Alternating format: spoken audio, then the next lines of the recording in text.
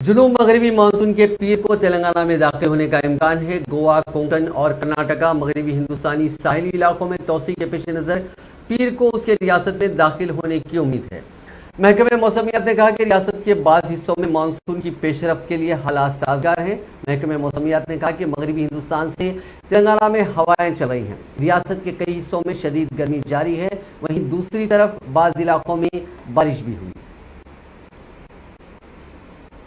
جنوب مغربی مانسون کے شمالی بحری عرب کے بعض حصوں، کونکن کے بقیہ، گجرات کے بعض اور مدھیہ پردیش اور مہاراشٹر کے بعض حصوں میں پیش رفت کے لیے حالات سازگار ہیں۔ مانسون کے کرناٹک اور تمل ناڈو کے علاوہ تلنگانہ، آندھرا پردیش، مغربی و وسطی و شمال مغربی خلیج بنگال میں آئندہ 24 گھنٹوں کے دوران مزید پیش رفت کا امکان ہے۔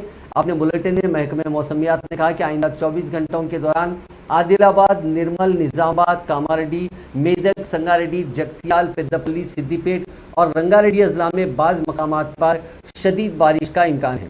بلیٹن میں کہا گیا ہے کہ 13 جون کو عادل آباد، نرمل، نظام آباد، جگتیال اور کاماریڈی میں بعض مقامات پر شدید ترین بارش ہوگی۔ اسی طرح کی صورتحال 14 جون کو جے شنکر، بھوپال پلی، ملک، محبوب آباد، ورنگل رورل، ورنگل اربن، جنگاؤں، کریم نگر، پیداپلی اور منچریال میں رہے گی۔